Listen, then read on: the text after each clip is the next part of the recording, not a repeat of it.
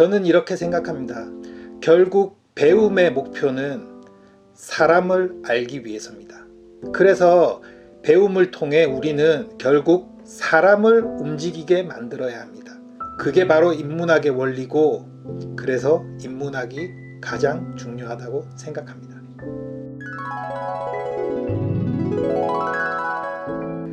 네, 여러분 안녕하세요. 닥치고 독서TV 김경태입니다.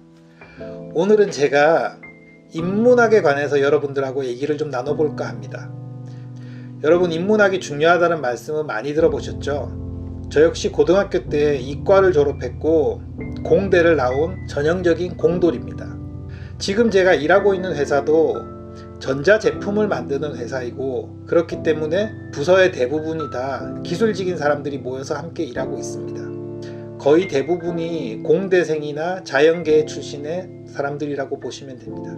이런 사람들과 함께 모여서 기술에 관련된 일을 하고 있지만, 연차가 쌓이고 나이가 들수록 점점 더 기술보다는 인문학이 중요하다는 것을 깨닫게 되었습니다. 그래서 오늘은 여러분들에게 인문학의 중요성에 대해서 이야기할 겁니다. 오늘의 이야기가 궁금하시면 채널 고정 부탁드릴게요.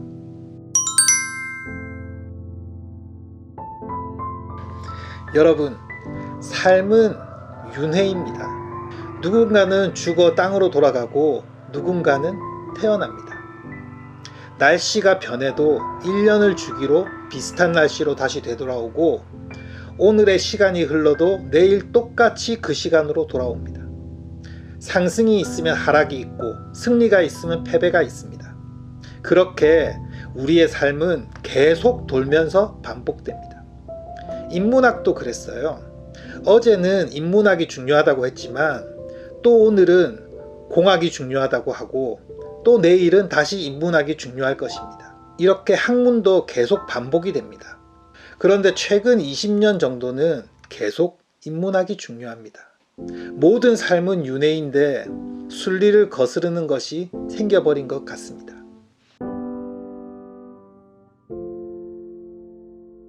제 얘기를 조금 해볼게요. 저는 공대에 나왔습니다. 제가 왜 공대를 가야 하는지 잘 몰랐어요. 고등학교를 이과로 나왔고 수학을 좋아했고 물리를 제법 잘했습니다. 화학 성적도 나쁘지 않았어요. 사실 의대 갈 실력은 못됐습니다. 자연대에 가면 취직을 못해서 굶어 죽는다는 얘기를 많이 들었습니다. 그래서 저는 공대를 간 것 같습니다. 학과는 제 선택이 아니었어요. 수능 점수와 저 때는 본고사가 있었는데, 본고사 점수가 가능한 지점에서 선생님과 부모님이 적당히 타협을 했죠. 그렇게 저는 공대생이 되었습니다.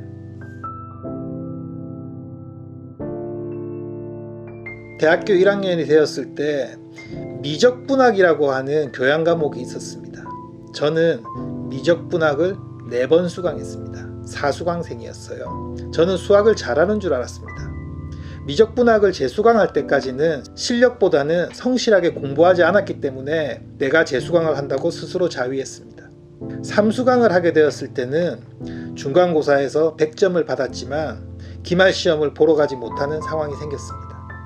그래서 4번을 수강했습니다. 대학에서 물리와 화학도 배웠습니다. 프로그래밍도 배웠어요. 수많은 법칙을 외웠지만 기억에 남는 건 거의 없습니다. 아무튼 고등학교, 대학교를 지나면서 점점 숫자에 익숙해졌고 계산을 하고 공식에 대입하는 전형적인 공대생의 공부를 했습니다. 그 즈음에 사람들이 저를 공돌이라고 불러댔습니다. 취업을 준비했어요. 주변에 있던 문과 계열 친구들은 토익에 목숨을 걸었어요. 토익이 아니라면 CPA나 각종 고시를 준비하더군요. 공대생들은 여러 회사에서 많이 뽑는다면서 문과생들은 저와 제 주변의 공돌이들을 굉장히 부러워했습니다. 저는 학과 성적이 좋지 못했기 때문에 취업 준비 시에 영어에 사활을 걸었습니다. 영어가 필요한 업무는 아니겠지만 회사에서는 교양 있는 영어를 할 줄 알아야 한다는 관점에서 접근을 하는 듯 했어요. 대부분의 공대생들은 당시에 토익 점수가 좋지 못했습니다. 아마 저의 토익 점수가 우리 과에서는 거의 세 손가락 안에 들었지 않았을까 생각합니다. 그렇게 취업에 성공했어요. 사람들은 저의 합격 비결을 영어 성적이라고 확신했습니다. 왜냐하면 저는 학과 성적이 좋지 못했거든요. 그렇게 저는 직장인이 되었고 비교적 수월하게 직장인이 된 것처럼 보이지만 그 당시에도 지금과 비슷하게 사상 최대의 취업 대란이라고 언론은 얘기하고 있었습니다. 취업을 하고 보니까 상경 계열이나 공대생이나 모두 똑같은 직장인이었습니다. 그런데 상경 계열과 공대생들의 상황은 많이 달랐습니다. 그들은 정장을 입고 서울 시내나 서울 근교로 출근을 하더군요. 주로 사무실에서 일을 했고 강남처럼 번화가에 모여서 스터디를 하고 소개팅을 하고 유흥을 즐겼습니다. 그런데 저 같은 공대생들은 지방의 낯선 도시에 있는 공장으로 출근했습니다. 정장을 입고 출근을 했더니 선배들이 저녁에 약속이 있냐고 물어봤어요. 주말도 없이 밤낮으로 교대 근무를 했습니다. 사무실이 있었지만 주로 제조 현장에서 지냈어요. 힘쓰는 일은 아니었지만 힘이 드는 일이었습니다. 머리를 쓰는 것보다는 적성에 맞다고 생각했습니다. 물론 청바지를 입는 것도 굉장히 좋았어요. 5년 차에 대리가 되었고 9년 차에 과장이 되었습니다. 선배들이 시키는 일에서 제가 주도하는 일로 조금씩 업무가 변해갔습니다. 저의 일은 분석을 하고 원인을 찾고 숫자를 만들고 그 숫자를 점검하고 숫자를 비교하고 보고서를 만드는 일이었습니다. 제 일의 90% 이상을 엑셀로 처리했어요. 엑셀은 신이 만든 프로그램이라고 생각합니다.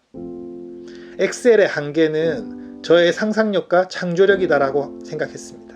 학창시절 그토록 허덕이던 엑셀을 이제는 마우스 없이 자유자재로 휘두릅니다. 함수를 중첩하고 중첩된 함수를 또 중첩합니다. 엑셀에 없는 함수는 직접 만들었고 지루하게 반복되는 작업은 프로그래밍에서 업무 시간을 줄였습니다. 이렇게 공수를 줄여나가는 사람이 일을 잘하는 사람이었고요. 저는 이런 방식으로 일을 하다 보니 제법 일머리가 있는 놈으로 자리매김했습니다.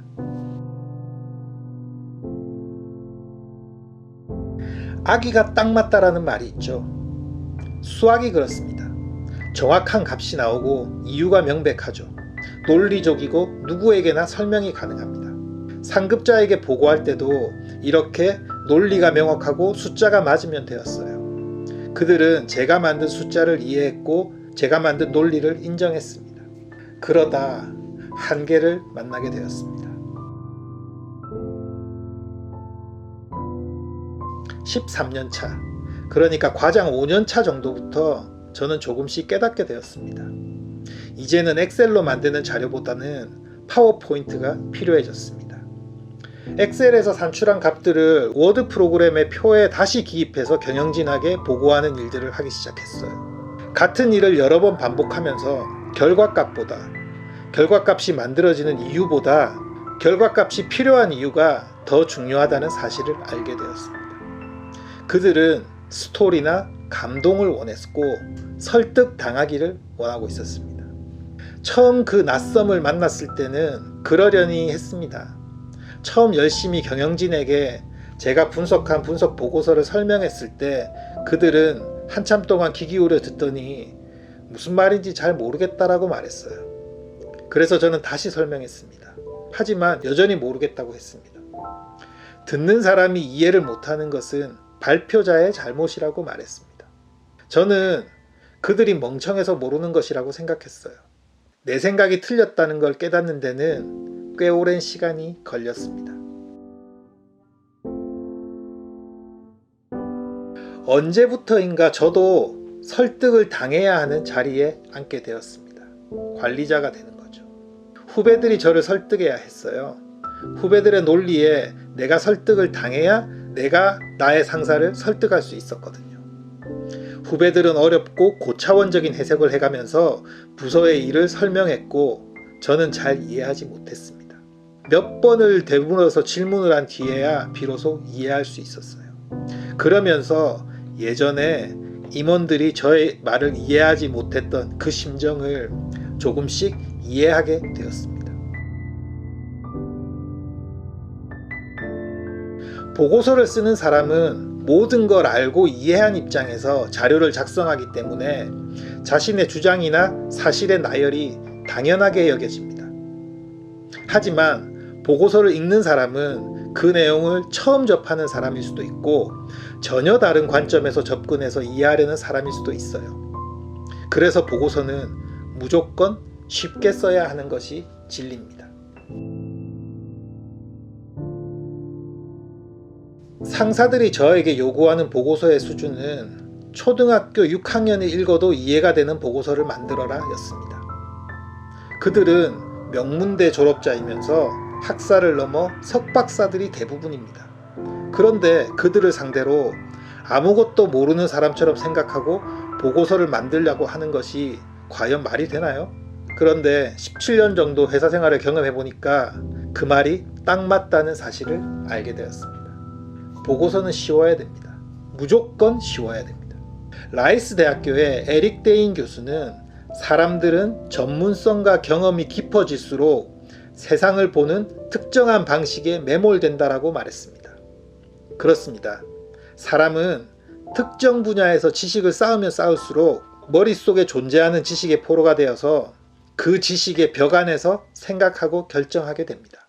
저 역시 공학, 다시 말해서 공돌이의 입장에서 또 우리 부서의 입장에서 오랫동안 문제에 대해 고민을 해왔기 때문에 시야가 한껏 좁아져 있었습니다. 사람들은 제 입에서 나오는 전문 용어를 이해하지 못하는 경우가 많았고 우리 부서에서는 흔히 사용하는 그런 은어에도 익숙하지 않았던 거죠. 그래서 제가 작성한 보고서를 이해하지 못한 것이었습니다. 어찌 보면 당연히 이해를 할 수가 없는 것이 맞는 거죠. 제 아무리 우수한 대학을 졸업하고 학식이 높은 사람이라도 한 분야에서 10년을 넘게 일해온 사람의 관점을 단기간에 완전히 이해하기는 힘듭니다. 이 사실을 깨닫게 되었을 때 상급자들이 저에게 알려준 것이 바로 인문학이었습니다.